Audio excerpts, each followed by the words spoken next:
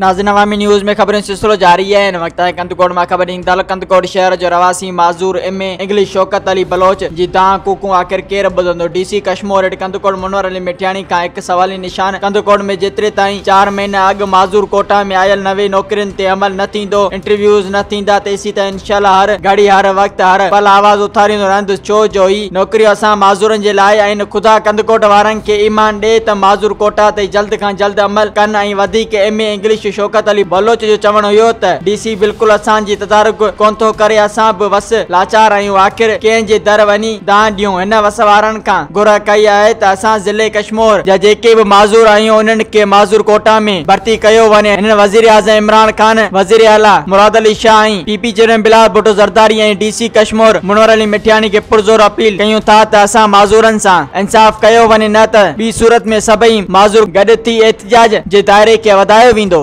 मज़ीद खबरों और तफसीलात के लिए विजिट करें हमारी वेबसाइट www.awamiNewsHD.com।